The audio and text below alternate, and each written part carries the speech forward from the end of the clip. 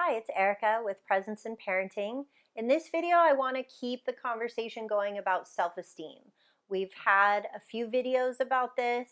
I want us to hone in on an important part that was brought up a couple weeks ago with a client of mine came in and was wondering about their child's kind of like major ego or their overconfidence and what that was about. And in talking with these parents, what I started to understand was that their child was really trying to tell them that they were struggling with self-esteem, that they actually were having some lower self-esteem and not feeling good about themselves. And so the times where they did do something good or they were better than somebody else, they had to like shout it out and like really let people know that they had done this particular thing this time really well. When you see that ego popping up, when you see that kind of narcissistic tendency in any person, not just in a child, okay, so let's keep that on the real.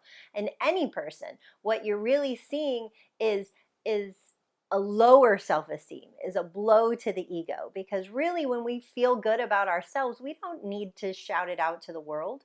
We don't need to tell people how good we are when we already feel good. So when you see your child doing this, I want you guys to recognize that this is actually another call for filling up that self-esteem bucket. Okay? Remember how we fill up that self-esteem bucket. Catch them being good. So this is something that those of you who have taken my breakthrough parenting class have heard me say over and over and over again. But what happens is that we catch them being bad so often. We're constantly telling them what they need to do, how they need to do it better, what they did wrong, that they're not right, all of those kinds of things. And what we actually need to do is balance that out or even tip the scales over to catching them being good. Doesn't mean to praise, praise, praise, and woohoo, have big parties or anything like that. What it does mean is to appreciate the little things that they do. When they are being nice to their sibling, to just notice that you were really taking care of your sister. When they put their dishes away in the sink, when they do pick up the clothes, even if it's something that they're expected to do, that they should be doing anyway, just notice it. Just let them know that you see them doing it. That's what I mean by it doesn't have to be this praise. Oh, good job.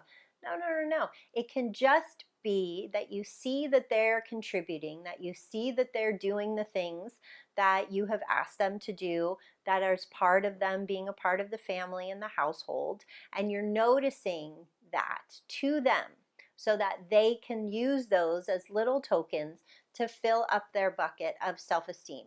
Once we get that bucket, that level of that bucket up a little bit higher, we won't be seeing all this overconfidence that seems a little worrisome.